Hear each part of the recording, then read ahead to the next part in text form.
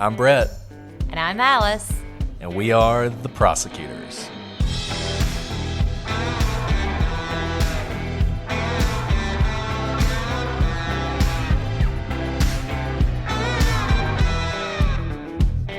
Today on The Prosecutors, a Canadian man empties out his bank account of money and valuables and flees, certain that someone is trying to kill him.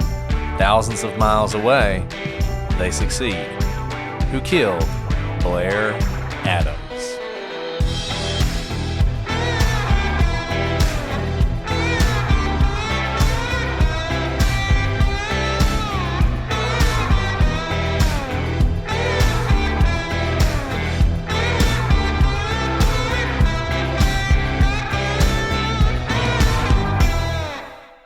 Hello, everybody, and welcome to this episode of The Prosecutors. I'm Brett, and I'm joined, as always, with my world-class co-host, Alice.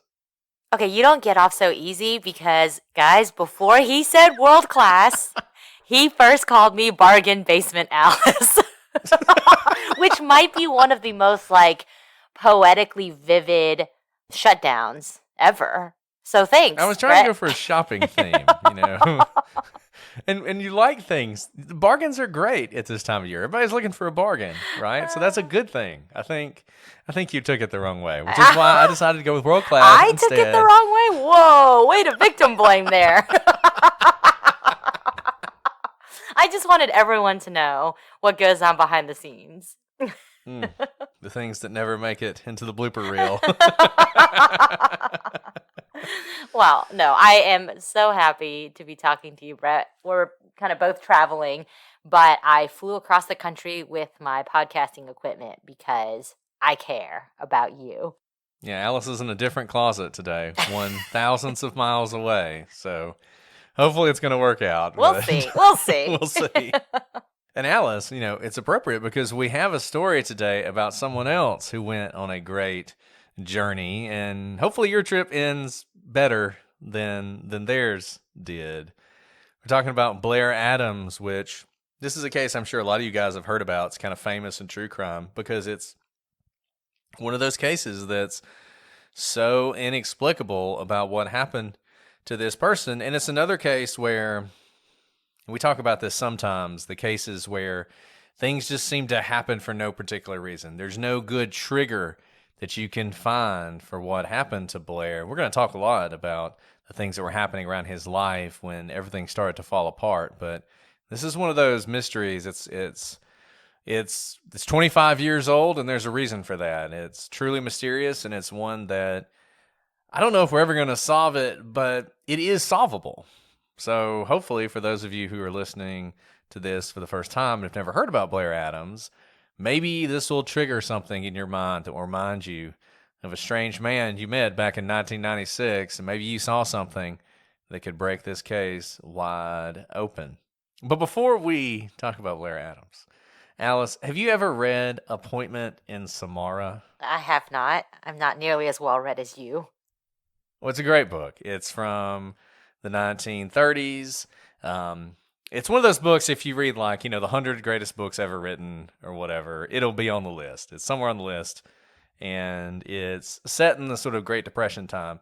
But it's named after a old Arabic story, a proverb, if you will. And there's a quote from this proverb in the beginning of the book, and I want to read this to you, and I promise this has something to do with the story we are talking about today. So here's how it goes. There was a merchant in Baghdad who sent his servant to the market to buy provisions. And in a little while, the servant came back, white and trembling, and said, "Master, just now when I was in the marketplace, I was jostled by a woman in the crowd, and when I turned, I saw it was death that jostled me. She looked at me and made a threatening gesture. Now, lend me your horse, and I will ride away from this city and avoid my fate. I will go to Samara, and there death will not find me." The merchant lent him his horse, and the servant mounted it. And he dug his spurs into its flanks, and as fast as the horse could gallop, he went. Then the merchant went down to the marketplace, and he saw Death standing in the crowd. And he came up to Death and said, "Why did you make a threatening gesture to my servant when you saw him this morning?" That was not a threatening gesture, Death said. It was only a start of surprise. I was astonished to see him in Baghdad, for I had an appointment with him tonight in Samara. Oh my goodness. Right. Wow. Exactly. You can't run from death, Alice. Death comes from us all.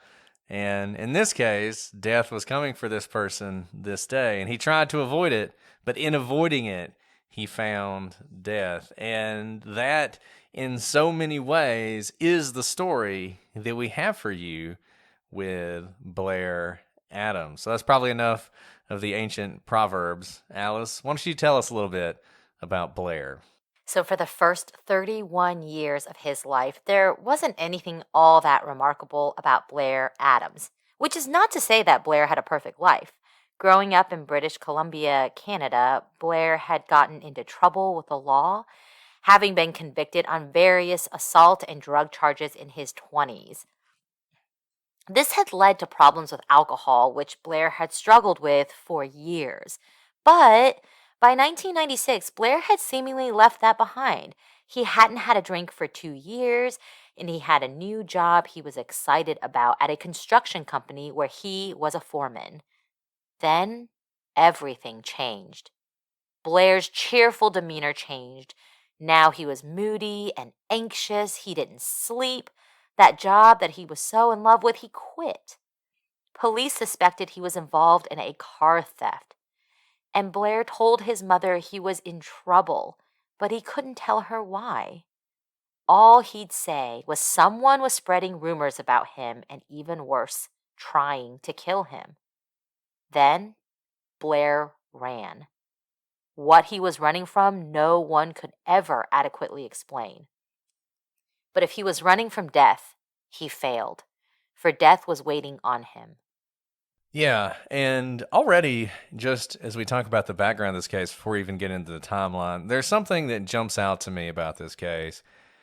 This thing that he tells his mother, right? So everything's fine, and then suddenly everything's not. And he tells his mother two things. The first is that someone is spreading rumors about him, and the second is they are trying to kill him. To me, those two things are completely different, right? Like in the categories of problems in your life, someone spreading rumors about you and someone trying to kill you really don't equate. No, absolutely.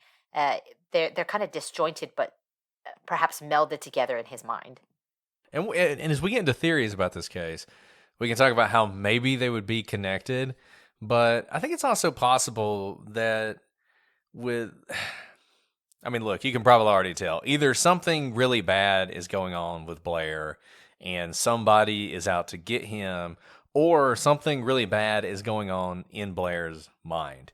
Either he is paranoid or he's right. And we obviously don't know which yet, but this is the first sign, to me at least, that maybe this is more a problem with Blair than a problem of someone else's creation. I mean, this paranoia that's showing itself in two very different ways. The people are talking about me behind my back, which is a very classic paranoid thing to think, right?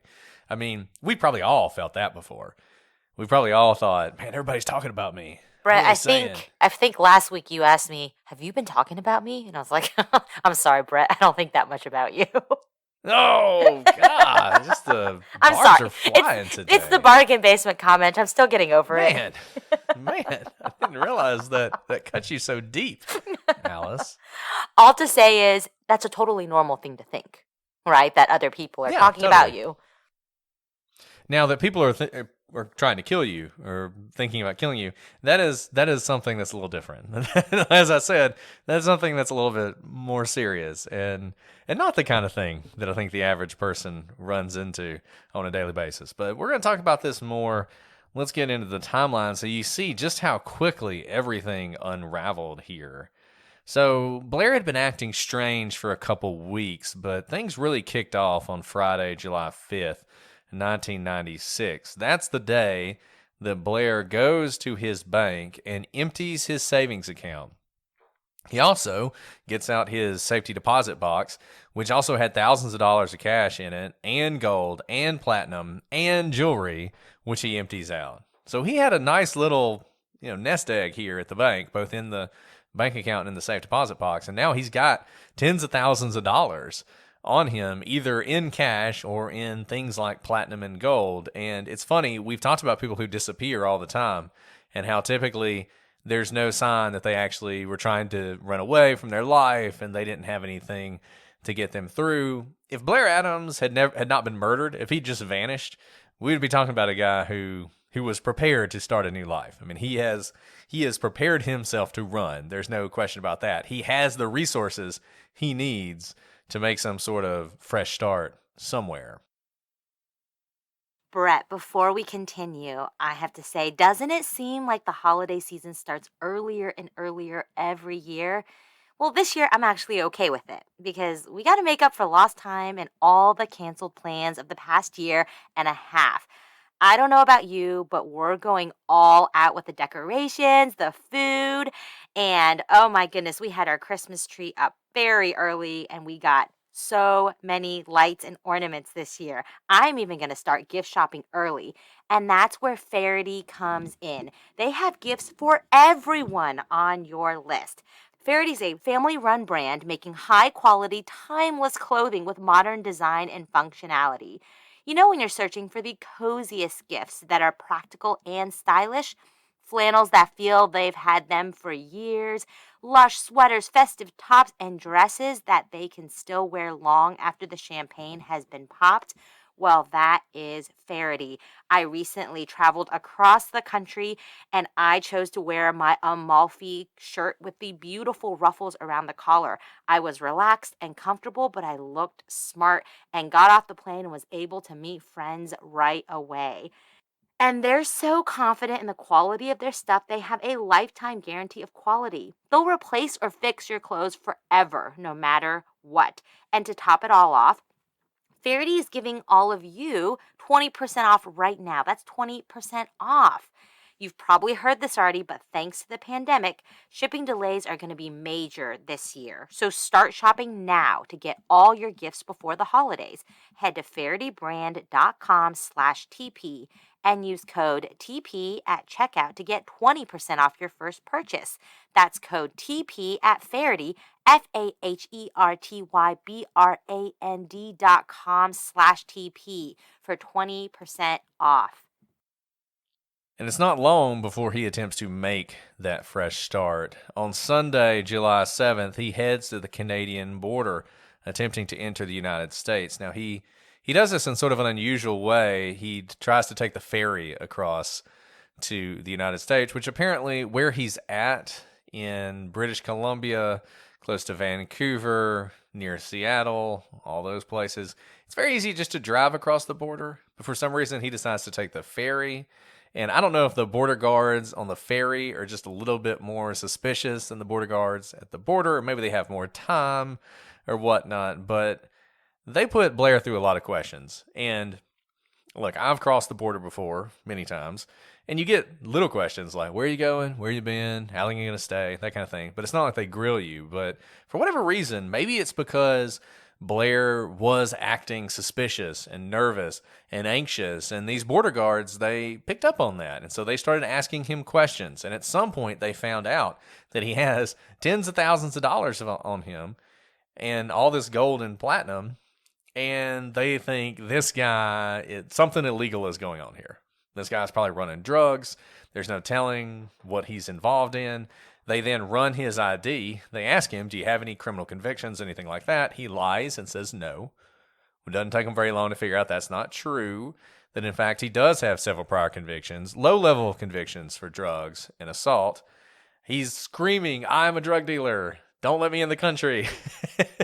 Not literally, but he basically is. And the border guards are like, okay, we're not going to let you in, which is something they can do. I mean, Blair's a Canadian citizen. He's not an American. He's trying to enter the United States. He's very suspicious. The border guards are well within their rights just to say, you can't come in here. Go back home. Go back home, or maybe go back to the drug dealer that sold you the drugs you're trying to bring into the country, but you need to go. And that's the position they take. And so Blair, at least for the moment, is blocked from entering the United States. And this says a lot to me that they found him acting suspiciously. Because obviously, finding the large amount of cash sends up red flags, but they usually don't get to that point of finding out what you have with you, which tells me that, these border guards are trained to spot suspicious behavior, acting nervously, darting eyes, anything that indicates that this person is up to no good. And so they read these body languages, and they're pretty good at it because they see, droves of people coming across the border for tourism, for, legitimate business and for illegitimate reasons. And it kind of is it's not the highest bar, but there is a bar you have to cross for them to find you acting suspiciously enough to stop and question you and then find all that cash. So obviously I don't have a video of what Blair was acting like at the border, but I imagine that it was an external manifestation of whatever he was feeling inside, right? Whether it was his hands moving constantly or shaking his head or even slight tics. Out of nervousness that made the guards point him out of thousands of people. So I get detained every time I cross the border, as I've told Alice's story, because apparently there is someone who has my name, my birth date, born in the same city I was, like I guess on the same day, who has a warrant out for their arrest. So every time I cross the border, my ID gets flagged. So I get taken, if I'm at the airport, I get taken back into the back.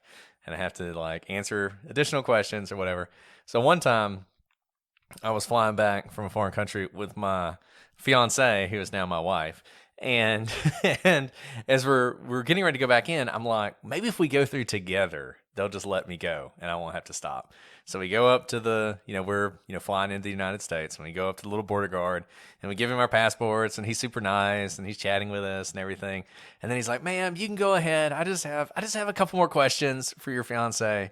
And I'm like, "Oh boy, here we go." So she leaves, and the guy looks at me, and he goes from super cheerful and welcoming to mean border guard, and goes, "What did you do?" Oh my goodness. So then I had to explain, I'm not the guy, it's not me, and which I still had to go into the back and do the extra questions, whatever. So this happens to me every time I try and cross the border, but to this point, I've been let through every time, I guess, because I'm able to convince them correctly that I'm not this other person that they're looking for. But I'm sorry. That's just, of course, you would have someone with your exact profile. What are the odds that they were even born in the same city as you? I know it's crazy. It's totally insane. But there's a very easy answer for this. You are just the master of double identities. There you go. You caught me, Alice. The truth is revealed. Well, so we know that Blair is refused entry when he tries that time. So the next day, on July 8th, Blair goes to his boss and quits his job. Remember, the job that he really loved and found a lot of pride in. He gets his final check from the job, and then he goes to the airport and buys a $1,600 ticket to Frankfurt, Germany, leaving the next day. I also point out that he has a lot of resources on him. We know that he has his final check from his job, emptied out his bank account, has gold, platinum, jewelry, cash, and can buy this $1,600 ticket, which is not cheap at all, to be able to fly to another country since he failed into getting to the United States. And, it's like he has these resources, and he's not afraid to use them, because any of you who've ever had to buy a last-minute plane ticket, I don't know how much a ticket to Frankfurt normally costs, but it's a lot less than $1,600. Remember, this is also 1996. So this would have been a very expensive plane ticket, but he wants to go so badly that he's willing to pay that exorbitant price to get that ticket. Blair had worked in Frankfurt before on a project for his stepfather's construction company, and he was said to love this area. Frankfurt is a really beautiful city. I agree with him. And in fact, he had a girlfriend in the area, though he did not inform her that he was coming. That's strange, Brett. At first, Frankfurt seemed to pop up out of nowhere. You can't make it to the United States. Why Frankfurt? Makes a lot of sense. You have a girlfriend there. Why wouldn't you go there? But he doesn't tell her that he's coming, so he's clearly not going to see her. I think maybe Frankfurt was a place that felt safe for him, that had some happy memories, and that's why he gravitated towards it. So maybe she was one of the reasons he wanted to go to Frankfurt, but it wasn't even maybe a conscious thing that he would think, oh, I should call my friends in Frankfurt. He's just like, I need to go somewhere to get away from whatever it is I'm fleeing from. Frankfurt's a great place. I'll go there, type thing. And here's what's really interesting. Blair is able to buy the ticket. You usually can't even purchase international flights without inputting your passport number, and it has to be unexpired, usable, that sort of things, because they have no interest in selling you a ticket that they then have to turn you away from at the airport. So if Blair is able to buy this ticket, which he did, it means that he has the passport to get there. So he has successfully bought this ticket. It's supposed to leave the next day. However, he can't wait that long. That very night, Blair shows up at a friend's house after midnight, and he is just in a state of desperation. He begs his friend to take him to the border now. He's freaking out. He's claiming that someone is trying to murder him. The friend is really frightened by Blair's behavior, understandably, and tells him that she can't help him. Now, Blair doesn't push it. He abruptly apologizes and turns around and leaves. Yeah, I just don't know. I don't know. I mean, he has a way out in mere hours, yet that's not soon enough for him. And I think it's so important. It's so important to this. It doesn't answer, well, it could answer the questions we're going to have if Blair had a legitimate fear for his life. If there was actually someone who was after him, then who knows? That might explain all of this. But just as you see this, this feels like someone who's in the grip of some sort of paranoid mental break than someone who's actually endangered. Because although he is very eager to leave, it takes him a few days to leave, and nobody murders him in Canada, right? So I don't know. It comes on suddenly and seems to have him totally in its grasp, to the point that even though, as you said, he's got this ticket, all he has to do is wait a few hours and he'll go, but he can't even wait that long. And by the next day, July 9th, he apparently decides he don't want to fly to Frankfurt. He is going to try and cross the border once again into the United States. This time, he decides to go on foot. The Border Patrol, they catch him again, and this time, not only does he strike them as suspicious, and not only is it suspicious that he's trying to walk across the border, but he also matches the description of a man who stole a blue vehicle that day. Now, Blair is able to convince these border guards that he has nothing to do with this, and so they do let him go. But later on, Blair's friends will report seeing him drive a strange blue car that day that they didn't recognize, and the car is actually later found near the border, near where Blair was. But there's nothing more that really connects him to the car. So maybe this is just one big coincidence, or maybe this is yet another sort of manifestation of this terrible fear that Blair is acting under, to the extent that he has now stolen a car to try and get him across the border to the United States. But it would fit the paranoia because, as we've already told you many times, he has plenty of resources to buy a car. But when you buy a car, you have to give your name, the title is in your name, that sort of thing. But if you were to steal a car, it's not connected to you. We've told you this in other cases where if someone plans to commit a crime, they may go ask to borrow a friend's car so that it can't be traced back to them. And I think that's what he's doing. I think he is trying to avoid someone tracking him. And you continue to see this. I mean, maybe even trying to cross the border on the ferry, which seems like an unusual way to do it, is part of this. They'll never suspect I'll go by the ferry. They'll never suspect I'm going across in a blue car, because I don't own a blue car.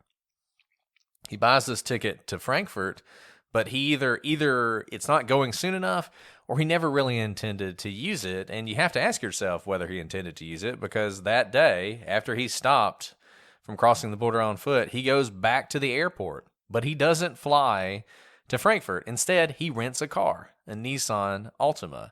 And then he drives that car to the border. And this time, miracle of miracles, he finally found somebody who was bored and didn't care to do their job. He is able to cross. So he is now in the United States. and he immediately drives to the Seattle airport, arriving around 4 p.m., parks his rental car, trades in his ticket to Frankfurt, and gets a ticket to Washington, D.C. instead. So he's not going to Frankfurt anymore. Now he's flying to Washington. And he buys a one-way ticket to Washington, which costs $700, which once again, it's a lot of money for a plane ticket in 1996. And even more striking, the gate agent tries to get him to purchase a round-trip ticket, but he won't do it. The reason the agent's doing that is not to cost him more money, it's actually to save him money. The round-trip ticket is half the price of the one-way ticket to Washington, but Blair refuses. He wants the one-way ticket, and so that's what he gets. And that seems like such an irrational move because even if he doesn't plan to use the return flight, there's almost no penalty. Like he missed his flight. I know people, you can't do that on the flight out. If you were to buy a round trip ticket and you miss your outbound flight, they'll just cancel your whole ticket. But it doesn't affect his inbound flight. So it's interesting that he doesn't just go ahead and buy it. It's almost as if he can't even begin to fathom any world in which he even pretends to come back. Now, the next day on July 10th, Blair arrived in D.C. and rented a white Toyota Camry. He heads down the interstate in the direction of Tennessee, and he's apparently never been to Tennessee and doesn't know anybody in the area. He arrives in Knoxville, Tennessee around 5:30 p.m. At that time, he pulls into a gas station where he finds the attendant and asks for help. His car won't start and he can't get into it. A repair service arrives and immediately identifies the problem. The key Blair gives them is to the Nissan Altima that he rented in Seattle, not the Toyota he's been driving all day. But Blair insists it's the right key, and that is the key he's been using. Confused, the tow truck driver takes the car to a repair shop and drops Blair off at the Fairfield Inn. That is confusing because maybe he does have two keys in his pocket, and he just got them mixed up. Yeah. But it's very confusing. This is yet another thing that makes you think that whatever is threatening Blair, it's in his own mind, not outside of it, because this is a strange thing to do. You would think someone in their rational mind would know that you can't use a Nissan Altima key to drive the Toyota you're in. That's not how it works. And this flying to DC, renting a car, and then immediately driving south towards Knoxville that's a strange thing to do. I've made that drive many times, but I don't know why anyone would do that. But that's what he's doing, and it makes you feel once again that he's trying to throw somebody off the scent. If you were trying to track him without knowing where he's going, it would be very hard to do. Like you would think he's going to Frankfurt, and then all of a sudden you think he's driving across the border, and then maybe you find out he flew to Washington.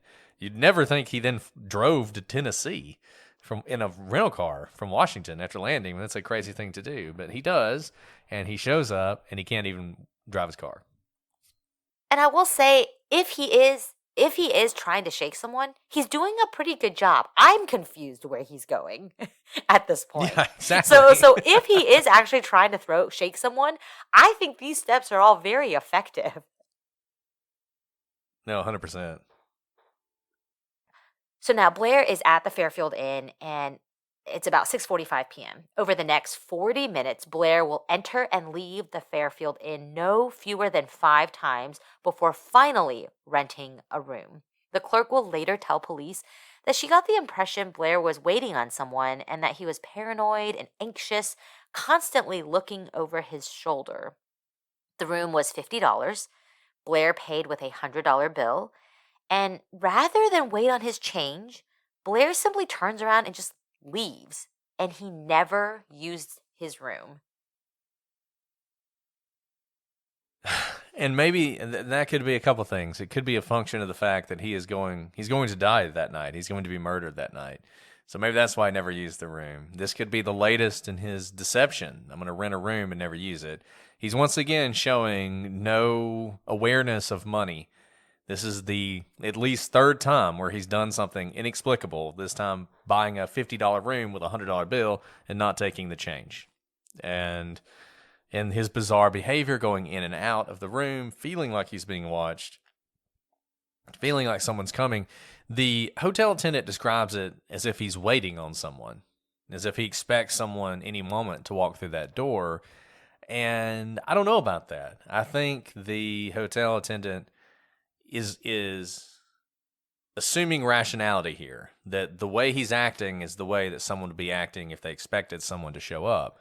It could also be someone who's in the grips of some sort of paranoid delusion, who expects someone to show up because they believe they're being followed. And based on everything else he does, I think it's much more likely to be the latter than the former. So early the next morning, July 11th, 1996, 3:30 a.m., a security guard will report that around that time, he hears a scream that seems to be coming from a parking lot near a construction site. This is where Blair's body will be found very soon, the next day, or that morning. The fact that this security guard heard this scream has led the police to believe that the attack on Blair, whatever happened to him, happened at that time. The security guard, sometimes said to be a construction worker, but I think he's actually a security guard, believed the scream was that of a woman, which is interesting as well, though obviously he could be mistaken. The other possibility is that this is completely unrelated to whatever happened to Blair, though it does seem to be a pretty strong coincidence. I also wonder if the scream was, we've all heard like the horror movie scream, right? At the top of your lungs, it's very high. It doesn't necessarily have to be pitching high, but that kind of just, without bounds, wide open scream that my toddlers do all the time. And usually that type of scream you only hear in the movies, because in real life, I think rarely are we that shocked and unabashedly screaming, right? But if someone were attacking me, I don't care, man, woman, child, I would probably scream that way too. So it may just be they think it's a woman's scream because it's like the horror movie type, not holding back scream. Right. No, that would make sense. And if it was that kind of scream, like you said, it would be higher pitched. And you might mistake a man's scream for that of a woman. And I don't know, it's hard to say, but what we can say for certain is that 4 hours later, at around 7:30, some construction workers who were showing up at the site find Blair's body in the parking lot next to where that construction is being done. And what they find is very unusual. Man, and this is, obviously he is found early, first thing in the morning when people show up for work. But it would make sense that he was killed earlier than that, as he never entered his hotel room. Although, the span between around 7:30 p.m. and 3:30 is still a long time to just be hanging around when you don't have a car. Yeah, he's doing something, right? Like, we have no idea what really happens between when he rents that room at, he gets there around 7 or 6:45. It takes him 45 minutes or whatever to rent the room. Well, that's 7:30.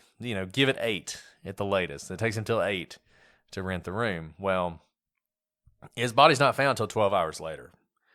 Now, even if he's killed sometime around 3:30, that's still a large chunk of time where he's missing, and we really just don't have any indication of what he's doing. We'll talk about a possible sighting of him, and we're going to put on the website and on the video, if you're watching on YouTube, a sketch that was done by someone who believes they saw Blair in the company of another person. But all of that is very speculative. We don't have the kind of concrete sightings that we have up to 6:45 that night. And what happens to Blair and where he was, obviously obviously, if we knew that, we would probably know everything.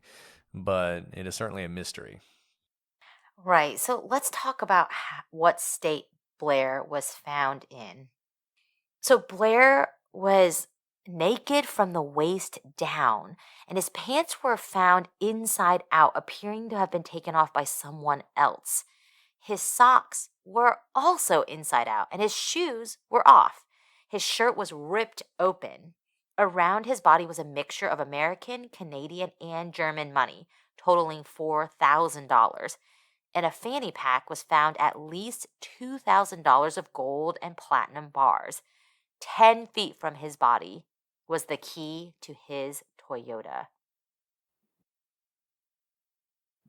Brett, before we move on, I know that we've already told all our listeners how this is about to become a really busy season for us. We have trials and things are just going back into the courts, and it is a very, very busy time for work. I don't have time to think about going to the grocery store, meal planning, and whatnot. So I am so excited that Green Chef is a partner because they are helping me get food on the table and delicious food at that. Just tonight, I ran home after court, and Green Chef had an amazing bistro mushroom chicken kit ready for me. It was so quick to throw together. My boys were basically eating it off the pan. I could barely get it onto their plates, and they licked their plates clean. Green Chef is the most sustainable meal kit. You can enjoy your greens while being green. Green Chef is the most sustainable meal kit, offsetting 100% of their plastic packaging in every box and 100% of their carbon footprint and emissions. They are so convenient and easy. Green Chef makes cooking easy so you can spend less time stressing and more time enjoying delicious home-cooked meals. That's a huge priority for me. And it really is just deliciousness delivered. With fresh produce, premium proteins, and organic ingredients you can trust, Green Chef is the #1 meal kit for eating well. You guys have got to try it. Go to greenchef.com/prosecutors10 and use code prosecutors10 to get 10 free meals, including free shipping. That's greenchef.com/prosecutors10 and use code prosecutors10 to get 10 free meals, including free shipping. And Green Chef is now owned by HelloFresh, and with a wider array of meal plans to choose from, there's something for everyone. I know I love switching between the brands for my family, and now all of you can enjoy both brands at a discount on us. So head on over to greenchef.com and see why Green Chef is the #1 meal kit for eating well. I don't really know. I don't know what I don't know what to say about this. This is going to factor heavily into the theories that we're going to talk about. I mean, there's two very interesting things, right?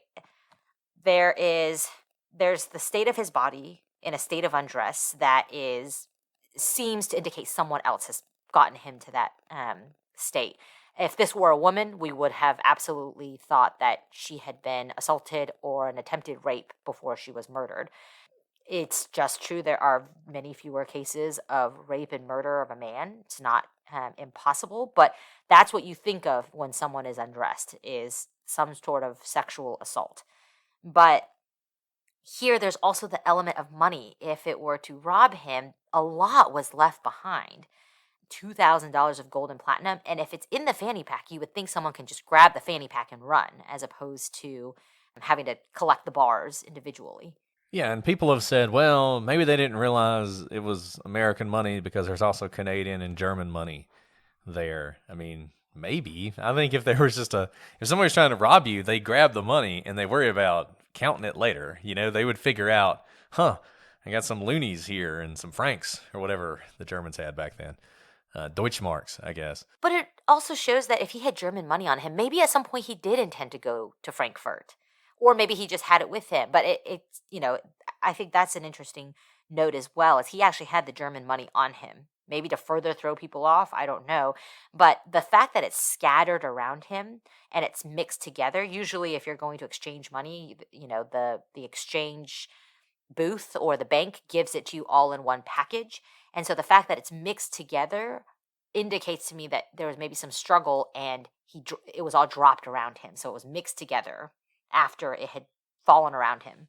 Yeah, and I don't know. I mean, it's crazy. This is such a weird thing, and it makes you wonder so many different possibilities.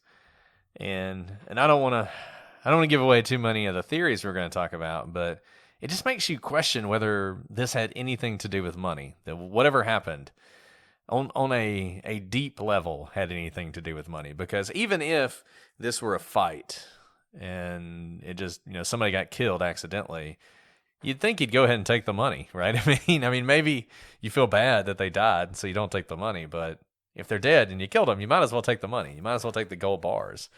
But they don't do that. And then you have the key to Toyota 10 feet away. Some people think that's like a big mystery. Like, whoo, where'd the key come from? It was missing earlier. Now it's there. I think he had the key the whole time. I think the key is around his body for the same reason the money and the gold and the socks and the shoes and everything else is around his body. Whoever did this to him, or however this happened, resulted in everything in his pockets essentially ending up on the ground. One of those things is the Toyota key. He always had it. He just didn't know he had it. It's not like somebody switched him out to confuse him at the gas station. That didn't happen. He always had it. But I don't know. It's very strange, and it will only get stranger. Yeah, and I think that's exactly right. I bet he just had it in his other pocket, and it's strange that he didn't know he had it in his other pocket. Now, he had a lot on him, obviously. He had all this money, all these bars, but you would think, when you're renting a car, you would know where you put that key. So I just don't think he had his wits about him to know he had the key on him. But the fact that it was 10 feet from his body, because he's in a parking lot, it appears to me, if I had just happened on the scene as law enforcement, I would have thought, well, clearly someone has done this to him, robbed him, and then they took his key and probably pressed it around that area to look for his car, thinking it'll beep. And when it didn't beep, they just fled and left it behind because the key was useless to them. Certainly a possibility. It's a strange thing. I don't know. I don't know. There's a lot of weirdness. This is a lot of weirdness. And it gets stranger because the method of Blair's death is one you don't often see. So he's not strangled. He's not shot.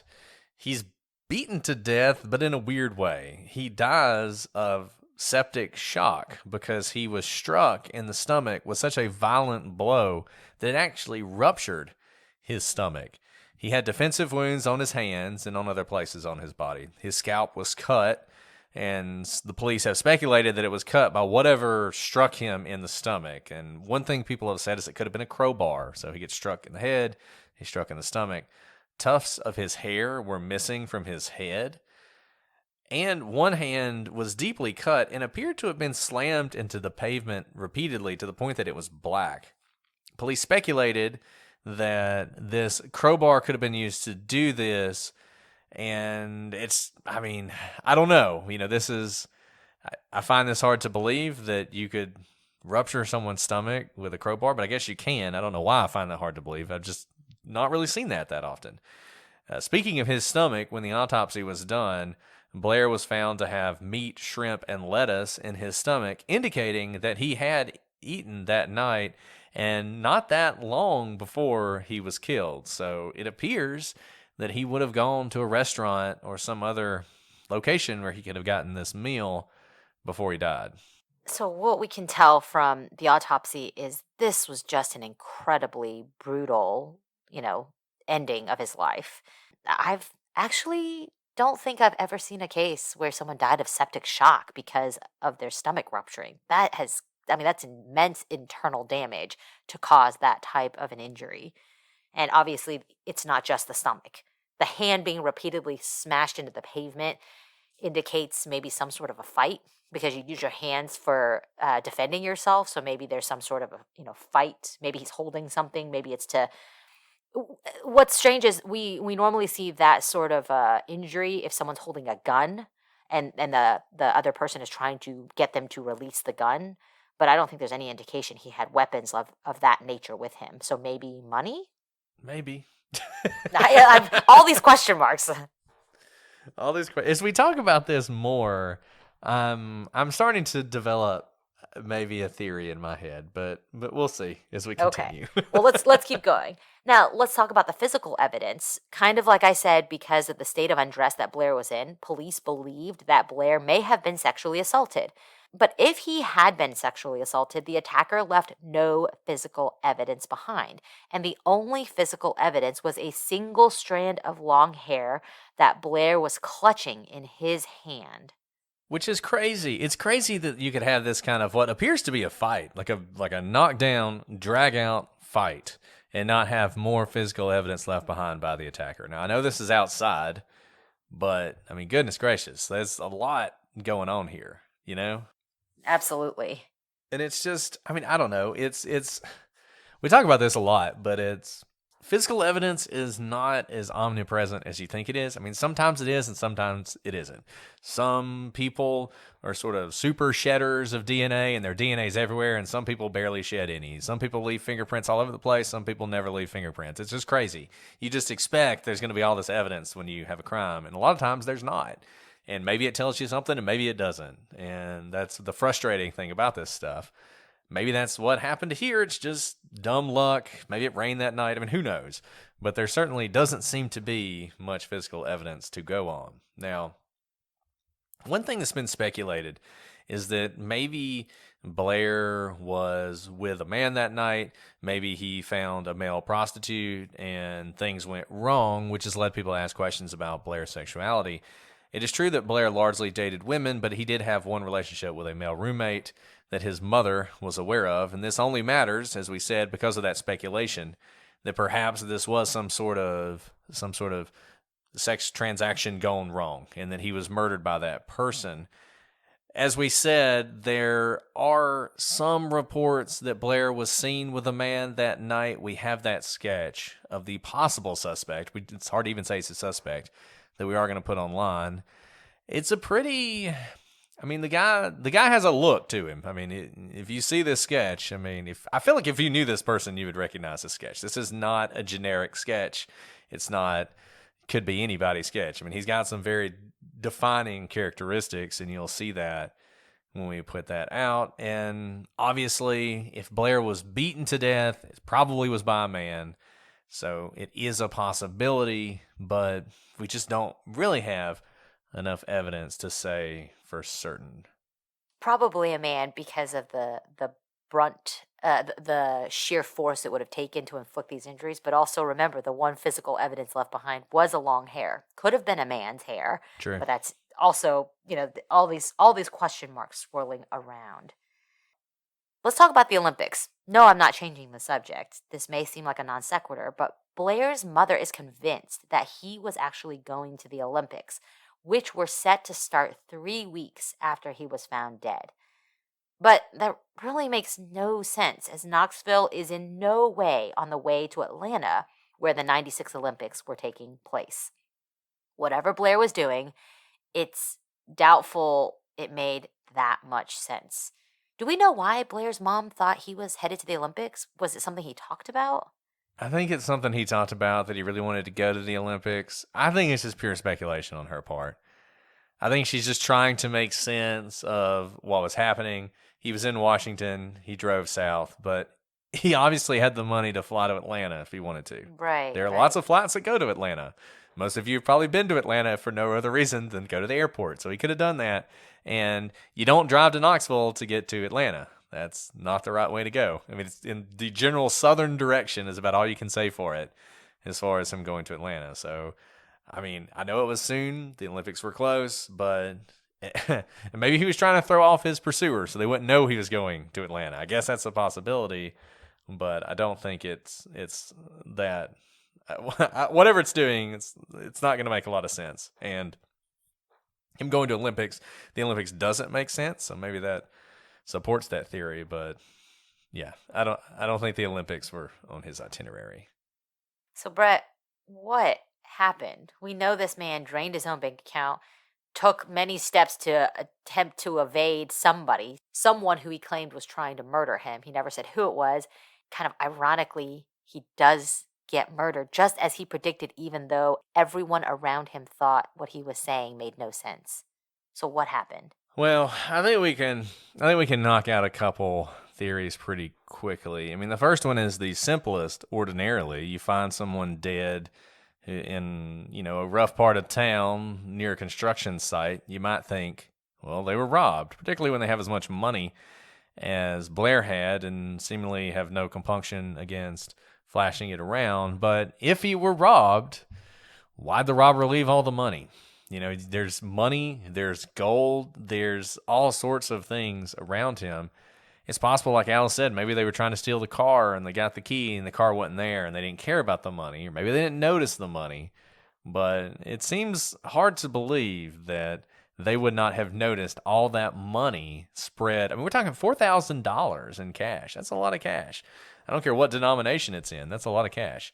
And it doesn't seem like they actually robbed him. They may have murdered him, but they didn't actually rob him. And the other option is this is a drug deal gone bad. We talked about this. Blair had problems with both alcohol and drugs.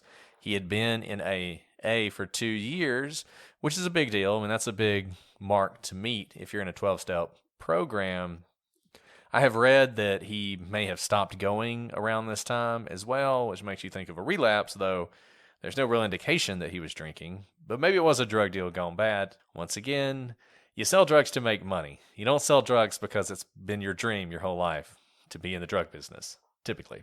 So, if it were a drug deal gone bad, once again, you would expect you kill the guy and then you rob him. But they didn't rob him. They left the money and they left the gold, which makes me think it's not one of those things. The other thing it's probably not is Blair actually killed himself. I actually kind of find this theory attractive, though there's some obvious things that count against it, which we're going to talk about. But with all the strange things that were going on in his life, it just would not surprise me if Blair had a psychotic break out there in the middle of the night. Remember, this is near a construction site. He worked in construction. Maybe he was drawn to this construction site because it was something that was familiar to him, kind of like Frankfurt. And he goes out there, and I don't know what he does. I don't know what he would do to cause this kind of damage to himself. But just assume for a second somehow he could figure that out. Then the money makes sense. The gold makes sense. All that stuff makes sense because he's alone. There's no one to take it. The problems with this are fairly obvious. You know, he has these defensive wounds. It appears that he did struggle. I mean, he's got hair missing from his head. He may have been sexually assaulted, though. That is always so vague in the reports on this case that it's not really clear that that's what happened. It almost seems like that is a assumption, kind of like Alice was saying. You find somebody looking as though their pants were pulled off, you assume some sort of sexual assault. There doesn't seem to be any physical evidence of it, but maybe there is. We don't have a lot of information in this case. And those are all really good reasons to think he didn't kill himself. But despite all that, there's so many strange things that it does almost seem possible that Blair could have pulled it off. So, another theory then is that Blair was hit by a car. Now, although his injuries are often described as being the result of a beating, could Blair have actually been hit by a car instead? Now, the big problem with this theory is Blair's clothes. Although it's not unheard of for a car strike to literally knock you out of your shoes, knocking you out of your pants is a whole nother thing, especially to knock you out of your pants and your pants being like inside out. Maybe his injuries could be described by that, but I think it's very confusing with the clothes. It might explain the key being knocked out 10 feet away, the money being scattered, and may explain why money's left behind because the person is so freaked out that they just killed someone with their car that they flee. It's a hit and run. But with such a big impact crash, you would expect to find paint chips. We talk about this in Maura Murray. You would expect to find, paint chips, parts of cars, anything left behind by that type of an impact. But I do not think they found anything of that nature around Blair's body.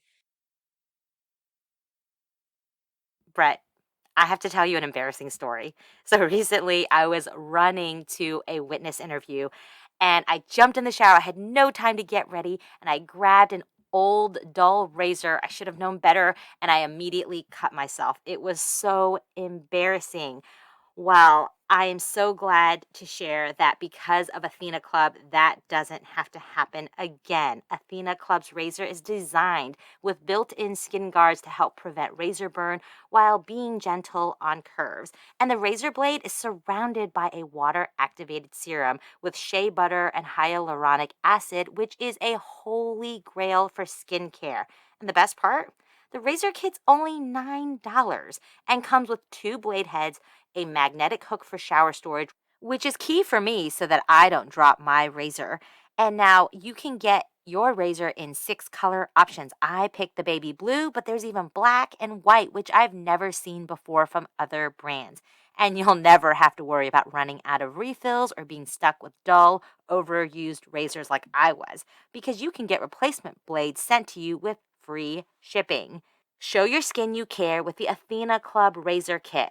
Sign up today and you'll get 20% off your first order. Just go to athenaclub.com and use promo code OWLS. That's ATHENACLUB.com with promo code OWLS for 20% off. Another possibility is that Blair was murdered by the mob.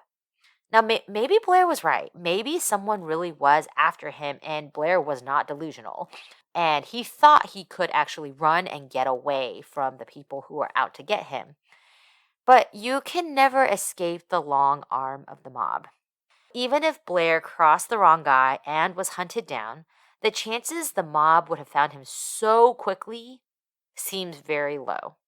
After all, he actually did a good job of covering his tracks, like we talked about, with his trading in of plane tickets, with his renting different cars, and being dropped off at a Fairfield Inn by the tow truck driver. There wasn't even forethought into where he would be staying. So it seems like it would be very unlikely that he could have been tracked down so quickly. Yeah. Yeah, it does. I'm trying to think of, I've never, a lot of people try to run from us in our jobs. And I've yet to find someone who's bought 2 plane tickets using one of them. Then when they use the one they bought, they rent a car, a different one than the one they had previously driven, and drive 10 hours away. If they were to do that, it would be really difficult for us to find him, right, Brett? Yeah, I mean, look, he did a good job of escaping whatever he was running from, if that's what he was doing. He did. And maybe that's what it was. Maybe we're selling this mob thing short. But yeah, it seems like they would have really had to have been on him to track him that well. Somebody would have really had to want him dead in a way that you don't think some random guy who works in construction probably could manage. Now, people have speculated that maybe that girl in Frankfurt was, he was dating the wrong girl and some people got mad at him and were coming after him. I mean, I guess that's possible, but I don't know. The one thing that I'll say about it is it explains the gold and the money, because maybe they didn't care about the money and the gold. If you're a mob hitman, you're not going to rob the guy. You're just there to kill him. So, but I'll also say this. It seems like this is not a clean kill by the mob. I would think most mob hits probably go down a little bit better than what seems to be a brawl in the middle of a parking lot in the middle of Knoxville, that it's just a surprise that nobody saw, and that whoever did it probably had all sorts of defensive wounds on them as well. I mean, Blair fought. He fought back, and you got to think that person, while they survived, did not come out unscathed from that. But obviously, the police were never able to identify a suspect. The fact that we don't know who did this, it kind of does make you think the mob thing seems attractive, but there's really no proof of it. There's no evidence of it beyond it kind of works. It kind of works, and so that's why people think it might be possible.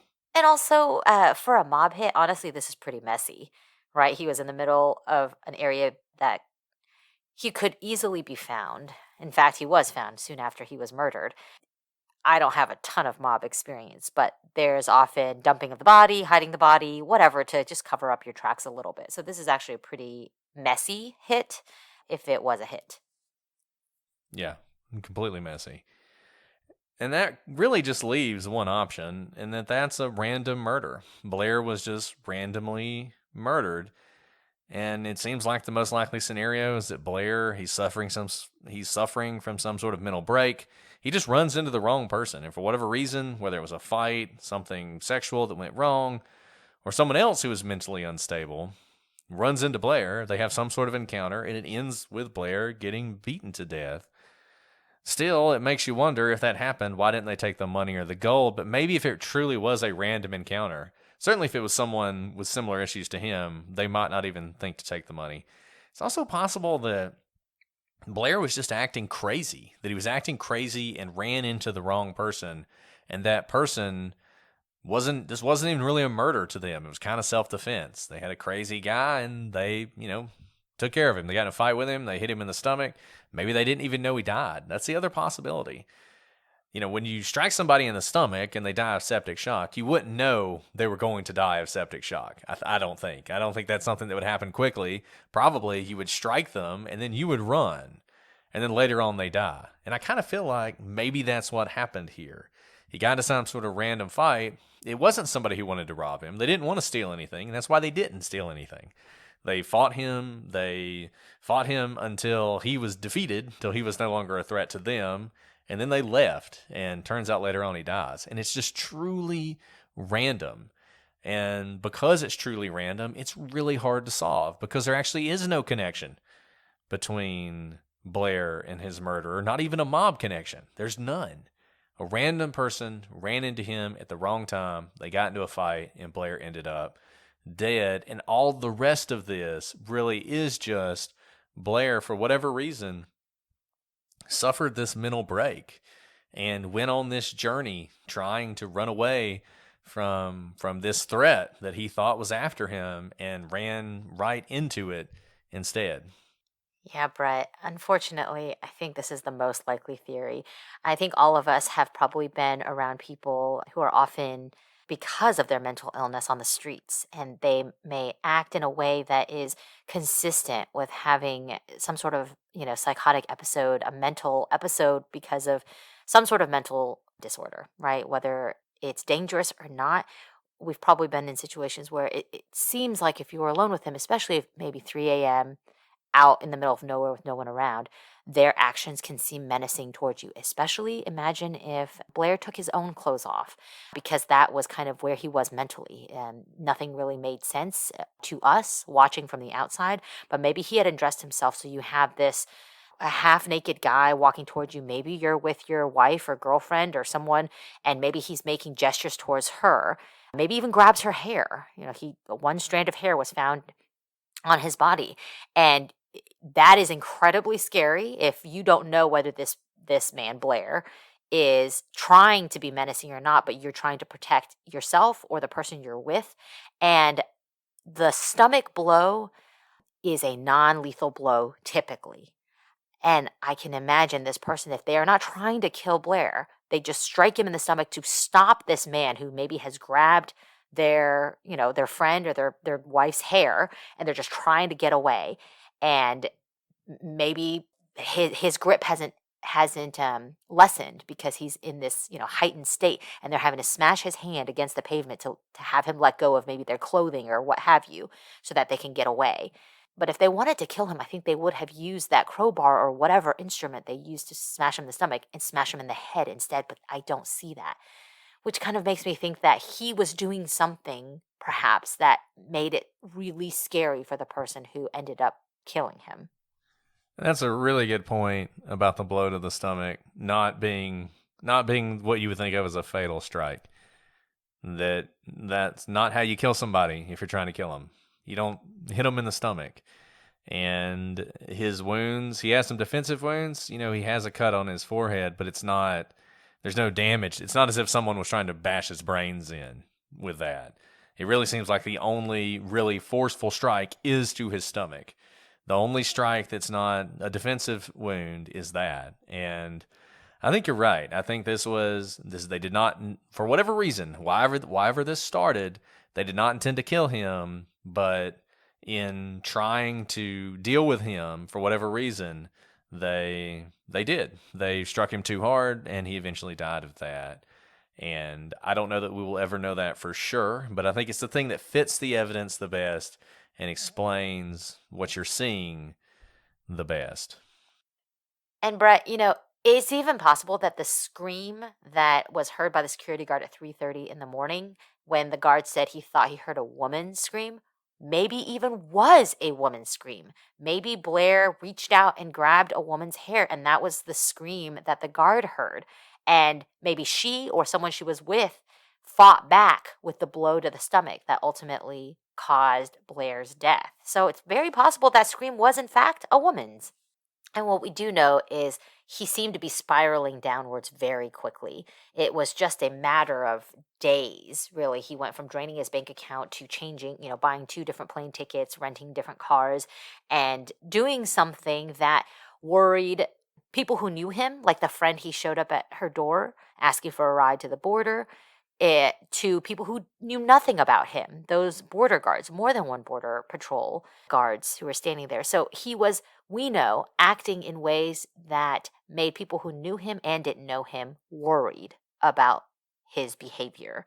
And it was happening so quickly that I could imagine that night, now without a car, now in the middle of nowhere. He's not in Frankfurt where he may feel comfortable and have a girlfriend and have been before, have worked before, know the streets. He is in a city he knows nothing about and has never been to without a vehicle, which can feel very scary when you feel completely defenseless. And that may have just caused him to spiral out of control that night.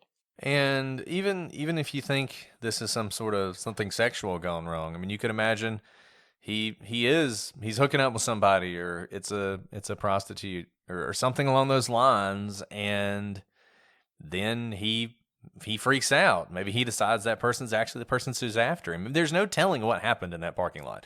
Something happened in the parking lot. I think it, whatever it was either a random encounter or it started off as a consensual encounter, and somebody freaked out, and probably Blair. A fight resulted, and they didn't intend to kill him, but they did. I mean, I think that's probably what happened. I do too. And it's devastating. It really is, because I don't think he was in his right mind if that is what happened. And he certainly didn't deserve this. And even more sad, I don't think the person who ended up killing him was trying to kill him. Now, he clearly didn't, this person didn't come forward, but they may not even know. They may not even know they killed the person. No, I don't. This may be one of those rare cases where you do have somebody who ended up dead, and there really is no one to blame. I don't think you can blame Blair for this, because I don't think Blair was in his right mind. So whatever he did, if he did anything, I don't think was his fault. I don't think he was trying to hurt someone or trying to get in this situation. I just think he wasn't thinking clearly, and maybe it was somebody took advantage of him and it ended like this. But the fact that the money's there and all of that stuff, it just makes me feel like this was something random and unintentional. And you may be right. This person may to this day not know that they killed Blair Adams that night. I mean, this could have been something that happened and they still talk about it with their friends. Like, yeah, man, you remember that time that crazy guy like jumped us and we fought him and like I hit him in the stomach and we ran? I mean, who knows? That's absolutely possible. So I don't know. I'm interested to hear what people think about this case. I'm interested to hear if people have their own thoughts or ideas or information. There's not as much information out there on this case as I would like there to be. I know the police have been working on this for 25 years. It might be one of those where if the police could release more information, maybe we could make some progress on what is a pretty cold case. If you do have any thoughts or questions or comments, shoot them to us at prosecutorspod@gmail.com. Check us out on Twitter, Facebook, Instagram, Reddit, wherever you like to talk to folks, at ProsecutorsPod. You can join the gallery on Facebook, join our discussion talking about this case and others. If you want ad-free episodes, there's always Patreon. We everywhere these days. By the time this episode comes out, we'll be getting close to Christmas, so I hope everybody's got their Christmas shopping going and done. Alice, how's Christmas looking for you? Oh man, I love all the lights. It's so magical. We already have right now we have our Christmas tree up, and every time my 1-year-old walks down the stairs and sees the lit tree, he's surprised again, and he's so joyful and gleeful, and it's like the most wonderful thing in the world to see. Awesome. Yes. I know we brought our Christmas tree home today, and my little girl was very excited about having a tree in the house. I don't think she really gets the whole Christmas thing. It was just having the tree in the house was an adventure for her. So it's pretty magical. Well, guys, that's all we have for today. We'll be back next week with a new case as we get closer to Christmas. I hope you guys are all having a great time with friends and family during this season. And thank you again for being our friends and being part of our family. Well, we will see you again next week with a new case. But until then, I'm Brett. And I'm Alice. And we are the prosecutors.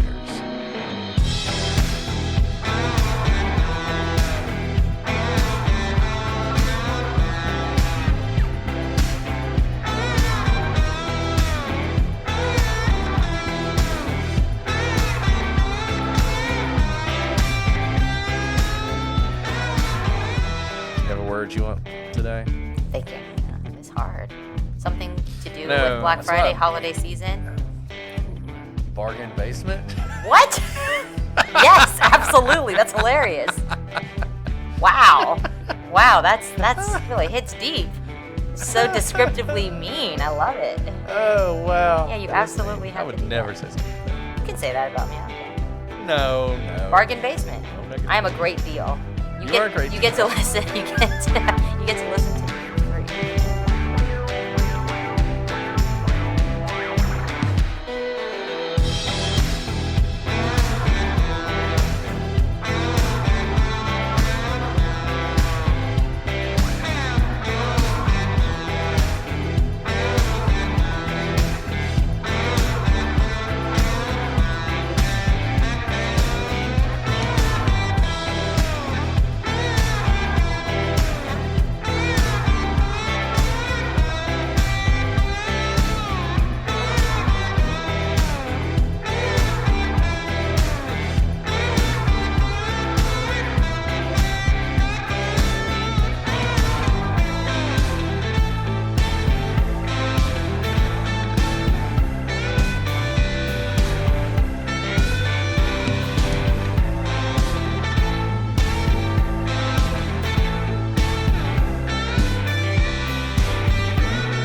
Whatever, Alice. That's all I got to say about that. Whatever. I kind of feel like that's the best approach to life, you know? Whatever. Just whatever. Just let it roll off your back. Who cares? Right. I guess that's kind of a nihilistic way to look It is, but that's okay. Cynical.